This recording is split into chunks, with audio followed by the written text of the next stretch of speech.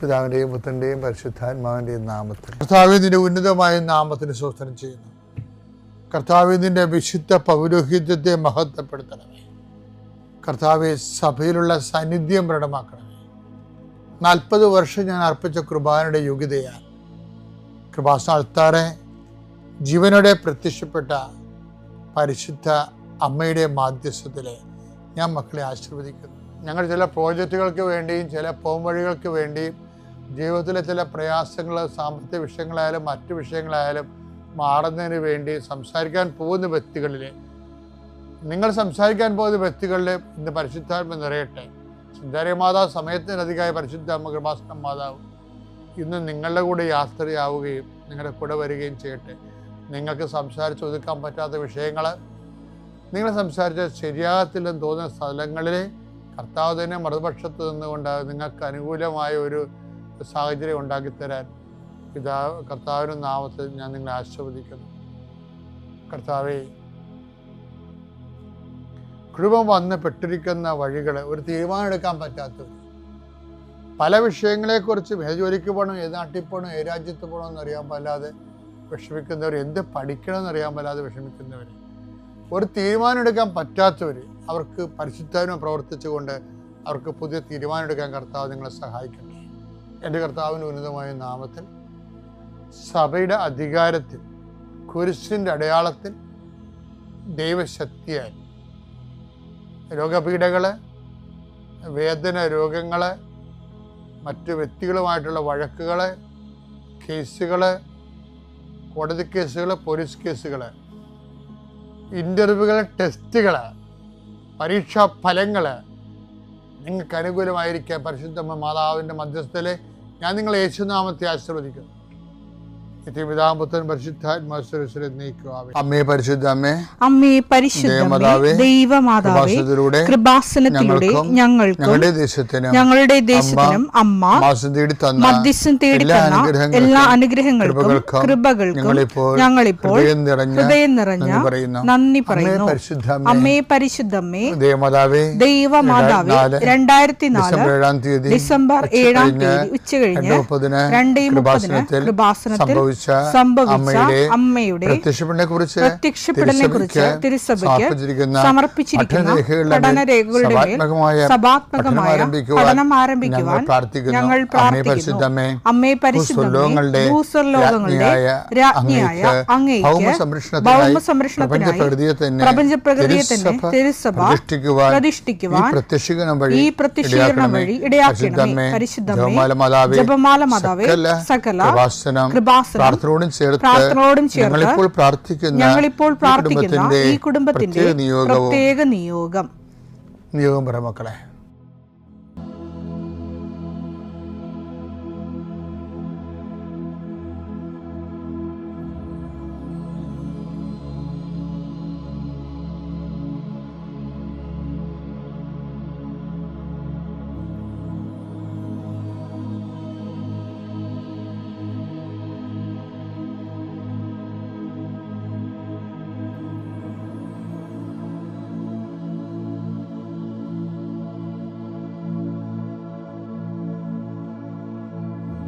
അമ്മയുടെ പ്രത്യക്ഷീകരണത്തിന്റെ ഈ അനുഗ്രഹവേളയിൽ ഞങ്ങൾക്ക് സാധിച്ചു തരുവാൻ കനിയണമേ. ആമേൻ. മക്കളെ, ദൈവമായിട്ടുള്ള ഒരു യാത്ര വളരെ ഫ്രൂട്ട്ഫുൾ ആകാനുള്ള ചില രഹസ്യം പറഞ്ഞുതരാം.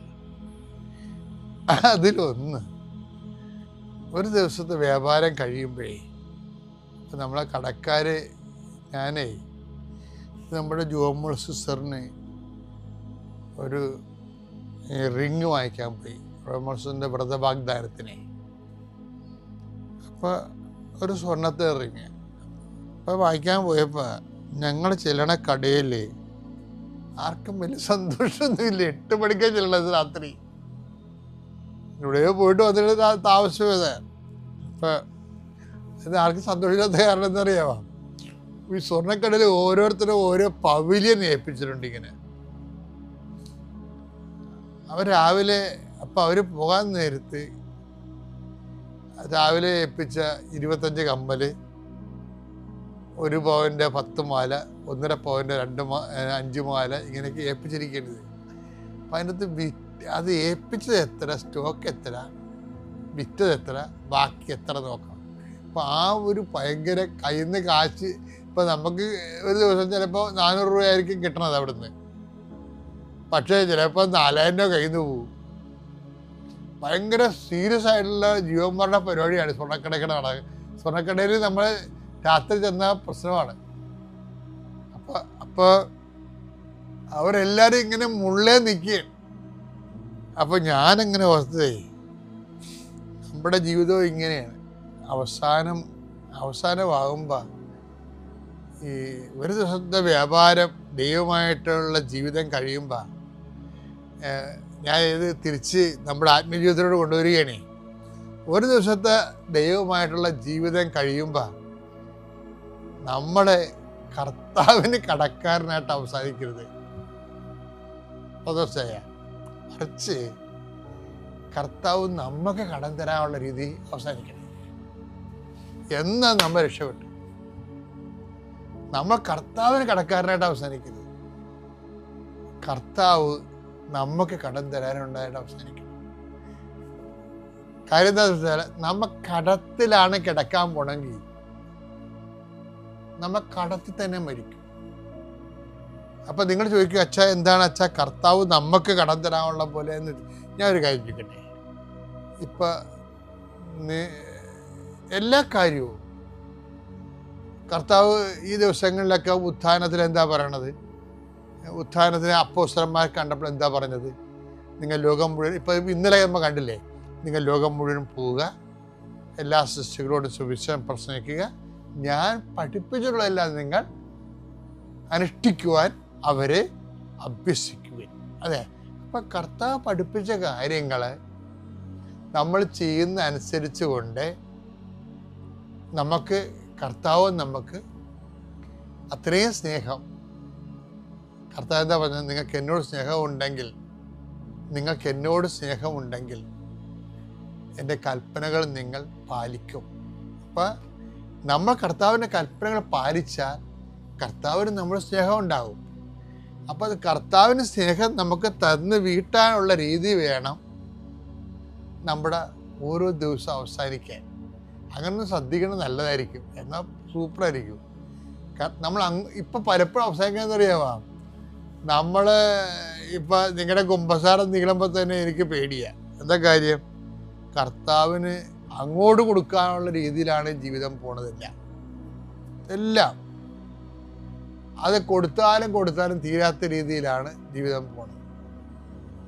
ഇപ്പം എന്താ പ്രോബ്ലം വെച്ച് കഴിഞ്ഞാൽ, ഇപ്പം ഉദാഹരണത്തിന് ഇപ്പം ഞാനൊരു ദിവസം ഞങ്ങളുടെ ഹോളിൽ ചെന്നപ്പോൾ ഒരു കസേര ഒടിഞ്ഞ് കിടക്കണം, കാല്. ആ കസേരയ്ക്ക് 18,000 രൂപയാണ്. അത് കാലൊടിഞ്ഞു പോയി. ആരുടെ അടിക്കാൻ വന്ന കക്ഷികൾ ഒടിച്ചിട്ടതാണ്. പക്ഷെ അടിക്കാൻ വന്ന കക്ഷി വന്ന് രഹസ്യത്തിൽ എന്നോട് പറഞ്ഞ് എൻ്റെ കയ്യിൽ നിന്ന് വന്ന അബദ്ധമാണെന്ന് പറഞ്ഞു. ചില ആൾക്കാരാണെങ്കിൽ വീട്ടിൽ പോലും ഗ്ലാസ് പൊട്ടിയാൽ പോലും പറയത്തില്ല. എന്നിട്ട് എന്ത് ചെയ്യും? ഇപ്പം നിങ്ങൾക്ക് എടുത്തപ്പോൾ വസി പൊട്ടിപ്പോയി, നിങ്ങളുടെ പിഞ്ഞാണം പൊട്ടിപ്പോയി, പക്ഷെ പറയത്തില്ല. എന്നിട്ട് അമ്മ കിടന്നിട്ട് കാരണം കേൾക്കാം, ആരാ പൊട്ടിച്ചത്, സത്യം പറ എന്ന് പറഞ്ഞാൽ മിണ്ടത്തില്ല. കാര്യം നിന്റെ കളവ് നീ പൊട്ടിച്ച് കളഞ്ഞത്, നീ സത്യം പറഞ്ഞുമില്ല, ആ കളവ് മറ്റുള്ളവരെ സംശയത്തിൽ നിഴലാക്കി. അപ്പം എന്താണ്? കടമായി. കർത്താവ് ഈ കടം ഒരിക്കലും തീരത്തില്ല. അതാണ് ഈ കടം തീർക്കണമെങ്കിൽ നമ്മൾ സ്വയം ഏറ്റു പറഞ്ഞിട്ട് ആ സാധനം മേടിച്ച് അവിടെ വെക്കണം. അപ്പോൾ ആ കടം തീരണ്ട. പക്ഷേ പല കാര്യങ്ങളും ഇങ്ങനെയല്ല അവസാനിക്കണം. ദൈവം നമ്മൾ ദൈവത്തിന് കൊടുത്ത് വീട്ടാനുള്ള പോലെ അവസാനിക്കണം. അങ്ങനെ അവസാനിച്ചാൽ വന്നുള്ള കുഴപ്പം വെച്ചാൽ നമ്മൾ പിരിഞ്ഞു പോകത്തില്ലേ? പിരിഞ്ഞു പോകുമ്പോൾ നമ്മൾ ഓരോ ദിവസം കിടക്കാൻ പോണത് കടത്തിലാണെങ്കിൽ മരിക്കാൻ പോണതും കടത്തിലായിരിക്കും. മരിച്ചു കഴിഞ്ഞാൽ ആരെ കൊടുത്ത് വിട്ടുമെന്ന് നിങ്ങൾ വിചാരിക്കണത്? മക്കളാ? കൊടുത്തു വിടത്തില്ല. ഇതിൻ്റെ കാരണം എന്ന് വെച്ച് കഴിഞ്ഞാൽ, ഞാൻ ചില സമയത്തൊക്കെ ഈ ആൾക്കാരെ കാണുന്നത്, ഈ യൂറോപ്പിൽ നിന്നും അമേരിക്കയിൽ നിന്നും അല്ലാത്ത സ്ഥലത്തു നിന്നും എവിടെ നിന്നായാലും ഇവർ ലീവിന് വരണില്ലേ. ഇപ്പം ലീവിനൊക്കെ വരുമ്പോൾ അവർ കുറേ ഉത്തരവാദിത്തത്തോടെ വരുന്നത്. തൃശ്ശൂർ കൊണ്ടുപോയി അവിടെ 20,000 കൊടുക്കണം, അപ്പുറത്ത് അവരടുത്ത് കൂട്ടുകാർ കൊടുത്തുവിട്ടിരിക്കുന്ന കാശാണ്. അതുകൊണ്ട് ഇവർ കൊണ്ടുവന്ന് കൊടുക്കണത് ഓരോ സാധനമായിട്ടും സമ്മാനമായിട്ടും നേരത്തെ കൊടുത്തു കഴിഞ്ഞാൽ അപ്പോൾ 2-3 ബാഗ് ഈ സാധനം മറ്റുള്ളവർക്ക് കൊടുക്കാനുള്ളതായിരിക്കും കൊണ്ടുവന്ന് വെക്കണത്. ഇങ്ങനെ കൊടുത്ത് നടന്ന് ഇവിടെ ലീവ് തീർന്നു. ഇവർ വിമാനത്തെ തിരിച്ചു പോണ സമയത്തായിരിക്കും, അയ്യോ അപ്പൻ്റെ കുഴുക്കെ പോയി പ്രാർത്ഥിച്ചില്ല, കഷ്ടമായി. അത്രേ ഉള്ളു, ചിരിക്കണ്ട, അത്രേ ഉള്ളു. വിമാനത്തെ ഇങ്ങനെ തടിക്ക് കൊടുത്തിരിക്കും, ചുമ്മാ കാവട്ടെ. അവർ തിരക്കിലാണ്. നീ കടമുണ്ടാക്കി വെച്ചിട്ട് നിന്റെ മക്കളെ വീട്ടുമെന്ന് വെച്ച് കഴിഞ്ഞാൽ നടക്കത്തില്ല. കടത്തിലാണ് നീ മരിക്കണമെങ്കിൽ, നീ കടത്തിലാണ് ഓരോ ദിവസവും നീ കിടക്കണമെങ്കിൽ കടത്തിൽ തന്നെ നീ മരിക്കും. അപ്പം നമ്മുടെ മുമ്പിൽ ഒരു ഒറ്റ ഓപ്ഷനേ ഉള്ളൂ. എന്താണ്? കർത്താവ് ഇങ്ങോട്ട് തരാനുള്ള രീതിയിൽ ഓരോ ദിവസം അവസാനിക്കാൻ കർത്താവ് നിന്നെ അനുഗ്രഹിക്കട്ടെ. വിശ്വാസ പ്രമാണം. സർവശക്തനായ പിതാവും ആകാശത്തിന്റെയും ഭൂമിയുടെയും സൃഷ്ടാവുമായ ദൈവത്തിൽ ഞാൻ വിശ്വസിക്കുന്നു. അവിടുത്തെ ഏകപുത്രനും ഞങ്ങളുടെ കർത്താവുമായ ഈശോ മിശിഹായിലും ഞാൻ വിശ്വസിക്കുന്നു. ഈ പുത്രൻ പരിശുദ്ധാത്മാവിനാൽ ഗർഭസ്ഥനായി കന്യകാമറിയത്തിൽ നിന്ന് പിറന്ന് പൊന്തിയോസ് പീലാത്തോസിന്റെ കാലത്ത് പീഡകൾ സഹിച്ച് കുരിശിൽ തറയ്ക്കപ്പെട്ട് മരിച്ച് അടക്കപ്പെട്ട് പാതാളങ്ങളിൽ ഇറങ്ങി മരിച്ചവരുടെ ഇടയിൽ നിന്ന് 3-ാം നാൾ ഉയർത്ത് സ്വർഗത്തിലേക്ക് എഴുന്നള്ളി സർവശക്തിയുള്ള പിതാവായ ദൈവത്തിന്റെ വലതുഭാഗത്തിരിക്കുന്നു. അവിടെ നിന്ന് ജീവിക്കുന്നവരെയും മരിച്ചവരെയും വിധിക്കുവാൻ വരുമെന്നും ഞാൻ വിശ്വസിക്കുന്നു. പരിശുദ്ധാത്മാവിലും ഞാൻ വിശ്വസിക്കുന്നു. വിശുദ്ധ കത്തോലിക്കാ സഭയിലും പുണ്യവാന്മാരുടെ ഐക്യത്തിലും പാപങ്ങളുടെ മോചനത്തിലും ശരീരത്തിന്റെ ഉയർപ്പിലും നിത്യമായ ജീവിതത്തിലും ഞാൻ വിശ്വസിക്കുന്നു. ആമേൻ. സുഖസ്ഥനായ ഞങ്ങളുടെ പിതാവേ, അങ്ങയുടെ നാമം പൂജിതമാകണമേ. അങ്ങയുടെ രാജ്യം വരണമേ. അങ്ങയുടെ തിരുമനസ് സ്വർഗത്തിലെ പോലെ ഭൂമിയിലും ആകണമേ. അന്നു വേണ്ടുന്ന ആഹാരം ഇന്ന് ഞങ്ങൾക്ക് തരണമേ. ഞങ്ങളോട് തെറ്റ് ചെയ്യുന്നവരോട് ഞങ്ങൾ ക്ഷമിക്കുന്നത് പോലെ ഞങ്ങളുടെ തെറ്റുകൾ ഞങ്ങളോടും ക്ഷമിക്കണമേ. ഞങ്ങളെ പ്രലോഭനത്തിൽ ഉൾപ്പെടുത്തരുതേ, തിന്മയിൽ ഞങ്ങൾ രക്ഷിക്കണമേ. ആമേൻ. നന്മ നിറഞ്ഞ മറിയമേ സ്വസ്തി, കർത്താവ് അങ്ങയുടെ കൂടെ സ്ത്രീകളിൽ അങ്ങ് അനുഗ്രഹിക്കപ്പെട്ടവളാകുന്നു. അങ്ങയുടെ ഉദരത്തിൻ ഫലമായി ഈശോ അനുഗ്രഹിക്കപ്പെട്ടവനാകുന്നു. പരിശുദ്ധ മറിയമേ, തമ്പുരാന്റെ അമ്മേ, പാപികളായ ഞങ്ങൾക്ക് വേണ്ടി ഇപ്പോഴും ഞങ്ങളുടെ മരണസമയത്തും തമ്പുരാനോട് അപേക്ഷിക്കണമേ. ആമേൻ. എനിക്കെതിരെ കേസ് എടുത്തിട്ടുണ്ടെന്ന്, എൻ്റെ ഫേമിൻ്റെ എതിരെ ഒരു ഗോഡൗണിൽ ഇരുന്ന് സാമ്പിൾ എടുത്ത്, ഞാൻ ഒന്നും മിക്സ് ഒന്നും ചെയ്തിട്ടില്ല, അത് നേരിട്ട് വന്ന സാധനം, ഒന്നും ചെയ്തിട്ടില്ല, നല്ല സാധനമാണ്. ഞാൻ ഈ നോട്ടീസുമായിട്ട് ആ ഓഫീസിലേക്ക് പോയി ഫുഡ് സേഫ്റ്റി ഓഫീസറെ കാണുമ്പോൾ എനിക്ക് ഏറ്റവും ബന്ധമുള്ള ഓഫീസറാണ്. അയാൾ തന്നെയാണ് എനിക്കെതിരെ കേസ് എടുത്തിരിക്കുന്നത്. Price the Lord. അയാൾ അറിഞ്ഞിട്ടില്ല ഞാനാണെന്ന്, പക്ഷേ എടുത്തു പോയി. അപ്പോൾ ഇത് ദൈവം കറ കളഞ്ഞതാണ്. ഇതുപോലെ ഞാനിതൊരു എക്സാമ്പിൾ പറഞ്ഞതാണ്. നമ്മളെ മനസ്സിൽ ചെറിയ അഹങ്കാരം വന്നാൽ പോലും ദൈവം ആ പ്രക്രിയയാണ് നമ്മളെ ജീവിതത്തിലേക്ക് ഈ പ്രശ്നങ്ങളൊക്കെ വരുന്നത്. ആരെങ്കിലും അവമാനിക്കുക, സ്വന്തക്കാരെ നമ്മളെക്കുറിച്ച് മോശം പറയുക, അപ്പോൾ വിചാരിച്ചാൽ മതി. ഇത് എളിമപ്പെടാൻ വേണ്ടിയിട്ടാണ്, ദൈവത്തെ ആശ്രയിക്കാൻ വേണ്ടിയിട്ടാണ്. ചിലപ്പോൾ ഏതെങ്കിലും പരീക്ഷയിൽ നമ്മൾ ഫെയിലായി പോകും. നമ്മൾ എക്സാം എഴുതുമ്പോഴത്തേക്കും നമ്മളെക്കാളും കഴിവ് കുറഞ്ഞാണെന്ന് നമ്മൾ വിചാരിക്കുന്നവർക്ക് കിട്ടും, നമുക്ക് കിട്ടില്ല. അതൊന്നും നമ്മളെ നോട്ടത്തിൽ, ഈ ലോകത്തിൻ്റെ നോട്ടത്തിൽ വലിയ കാര്യമായിരിക്കും പരീക്ഷ പാസ്സാകുന്നതും അതുപോലെ OET പാസ്സാകുന്നതും ഒരു കച്ചവടം നന്നാകുന്നതും. പക്ഷെ ദൈവത്തിൻ്റെ നോട്ടത്തിൽ അതൊന്നും ഒന്നുമില്ല. Price the Lord. ദൈവത്തിന് ഒരു സെക്കൻഡ് മതി. ദൈവത്തിന് പദ്ധതിയുണ്ട്. എന്നെ എന്താക്കി തീർക്കണമെന്ന് ദൈവത്തിനറിയാം. ഈ ദൈവത്തെ മാത്രം ആശ്രയിച്ച് നിന്നാൽ മതി. ചിലപ്പോൾ കയ്യിലൊന്നും ഉണ്ടാകില്ല, പക്ഷെ നമുക്ക് വചനം കിടപ്പുണ്ട്. നിന്നെ ഞാൻ അനുഗ്രഹിക്കും, നീ വിഷമിക്കേണ്ട. എന്ത് കഴിക്കണം, എന്ത് ഉടുക്കണമെന്ന് നീ വിഷമിക്കേണ്ട. എനിക്ക് നിന്നെക്കുറിച്ച് കരുതലുണ്ട് ഇന്ന് വചനം കിടപ്പുണ്ട്. അത് മാത്രം ശ്രദ്ധിച്ച് ദൈവത്തെ മാത്രം ആശ്രയിച്ച് നിന്നാൽ മതി. എന്ന് വെച്ചാൽ മടി പിടിച്ചില്ല, കടന്നുറങ്ങിക്കൊണ്ടില്ല, എല്ലാത്തിനും നന്ദി പറഞ്ഞ് ദൈവമേ നീ തന്നെ പറ ഞാൻ എന്തായി തീരണമെന്ന് നിനക്കറിയാം, ഞാൻ ഇതിനൊന്നും വിഷമിക്കില്ല. നമുക്ക് എന്താ പറ്റുമെന്ന് വെച്ചാൽ ഒരു ഫെയിലിയർ, ഒരു പരാജയം നമ്മുടെ ജീവിതത്തിൽ കണ്ടു കഴിഞ്ഞാൽ അതിനെക്കുറിച്ച് മാത്രം ആലോചിച്ചുകൊണ്ടിരിക്കും. ഈ വിശ്വാസമൊക്കെ പോയി ഉടമ്പടി എടുത്തൊക്കെ മറന്നു പോകും. ഞാൻ ഉടമ്പടി എടുത്തിട്ടും ചിലവർ കൃത്യമായിട്ട് കൗൺസിലിംഗ് പറയും 5 വിഷയം 4 വിഷയം നടന്ന് 2 നടക്കുന്നേയില്ല. ചിലവർ പറയും 6 നിയോഗം എഴുതിയിട്ട് ഒന്നും നടന്നിട്ടില്ല. പക്ഷെ അവിടെ നടക്കണമെങ്കിൽ ഇവിടെ കറ മാറണ്ടേ? കറ മാറണം, നീ എളിമപ്പെടണം, ദൈവത്തെ ആശ്രയിക്കണം, പിന്നെ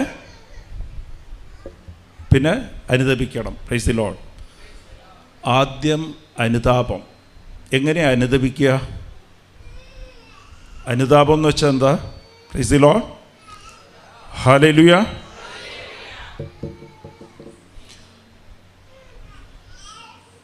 അനുതാപം, പ്രൈസ് ദി ലോർഡ്. അനുദപിക്കുന്നത് എങ്ങനെയാണ്? അനുതാപം എന്ന് വെച്ചാൽ എന്താ? ഞാൻ ഒരു പാപിയാണെന്നുള്ളൊരു ബോധ്യം തന്നെയാണ് അനുതാപം. എൻ്റെ പാപം കഴുകപ്പെടണം എന്നുള്ള ഒരു ആഗ്രഹം വേണം. ഞാൻ പാപിയാണെന്നുള്ളൊരു ബോധ്യം. Price the Lord.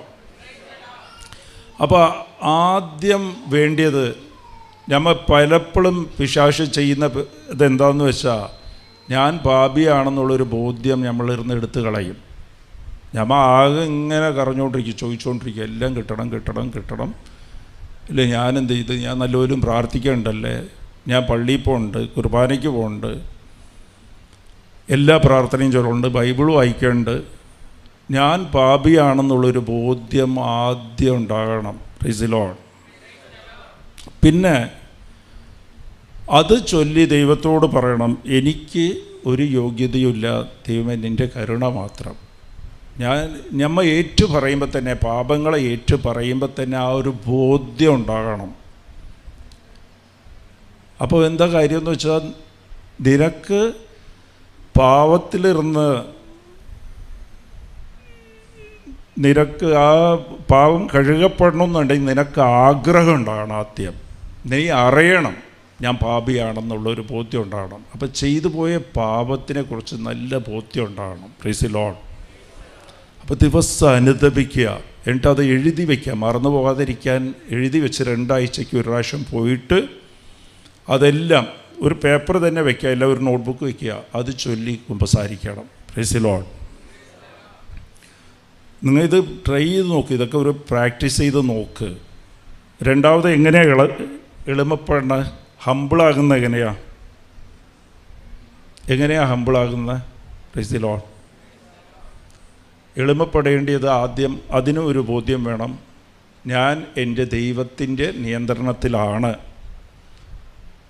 എനിക്ക് സ്വന്തമായിട്ട് പ്രതികരിക്കാനുള്ള അധികാരം എനിക്ക് തന്നിട്ടില്ല, എൻ്റെ ദൈവം നോക്കിക്കോളും. Price the Lord. രണ്ടാമത്, നമ്മൾ എളിമപ്പെട്ട ഇല്ല എന്ന് അറിയണമെങ്കിൽ, എളിമപ്പെടുമ്പോൾ നമ്മൾ ബാക്കി നിൽക്കേണ്ടത് മുറിവുണ്ടാകണം, വേദനയും ഉണ്ടാകും, അപമാനങ്ങളും, അതുപോലെ ഹൃദയത്തിൽ മുറിവും അപമാനവും ഉണ്ടാകും. നമ്മൾ എളിമപ്പെടുമ്പോൾ നമ്മൾ തിരിച്ചു പറയുമ്പോൾ ആരെങ്കിലും എന്തെങ്കിലും ചെയ്ത് അതിനെ പ്രതികരിച്ച് കഴിയുമ്പോഴത്തേക്കും ആ രണ്ടും ഉണ്ടാകില്ല. വേദനയും ഉണ്ടാകില്ല, ഇപ്പം തൃപ്തിയായി, സന്തോഷമായി, ഞാൻ തിരിച്ചു പറഞ്ഞല്ലോ, എനിക്ക് സന്തോഷമായി. എതിർത്ത് പറയും. എന്ത് പറഞ്ഞാലും എതിർത്ത് പറയുക. അയാൾ 1 പറഞ്ഞാൽ 4 പറഞ്ഞു കഴിഞ്ഞാൽ, ഒരാൾ നിങ്ങളെക്കുറിച്ച് കുറ്റം പറഞ്ഞു പറഞ്ഞാൽ, ഒരാളുടെ അടുത്ത് കുറ്റം പറഞ്ഞാൽ നിങ്ങൾ 4 പേരോട് നമ്മൾ പറയും. അപ്പം തിരിച്ച് കല്ലെറിയുക, അത് എളിമപ്പെടാൻ പറ്റില്ല. എളിമപ്പെടുമ്പോൾ ബാക്കി ഉണ്ടാകേണ്ടത് നമുക്കൊരു മുറിവും ഉണ്ടാകും, വേദനയും ഉണ്ടാകും. Price the Lord. ഞാൻ 3 പോയിൻ്റേ പറഞ്ഞിട്ടുള്ളൂ. പിന്നെ മൂന്നാമത്തത്, എളിമപ്പെടേണ്ടത് എങ്ങനെയാണ്? വചനം വായിക്കുക.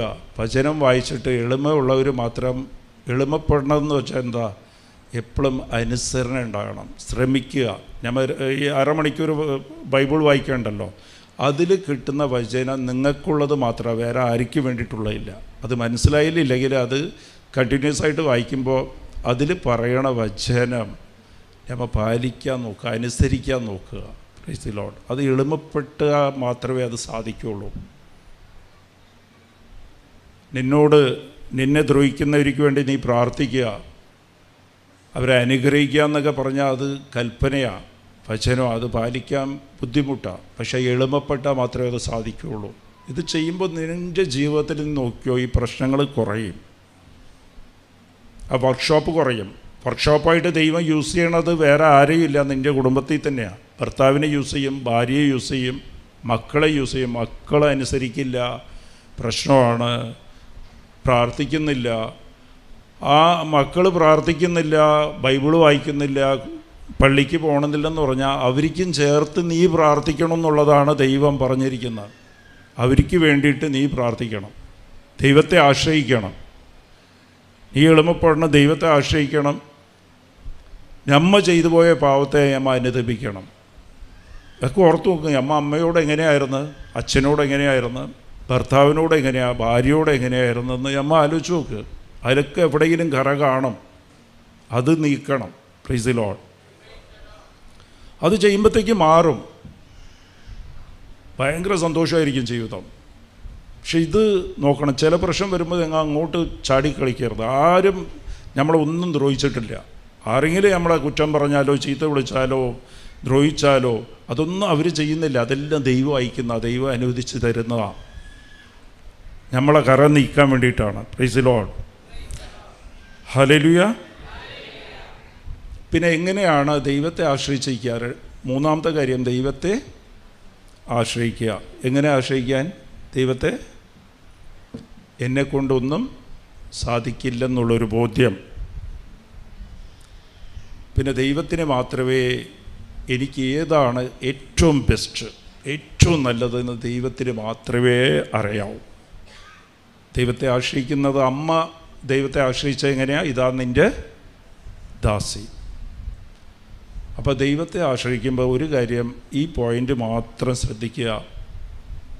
സങ്കടപ്പെടാതെ, ചില കാര്യങ്ങൾ നമുക്ക് പ്രതികൂലമായിട്ട് സംഭവിക്കുമ്പോൾ അത് സങ്കടപ്പെടാതെ. ഈ ദാസൻ ആരാണ്?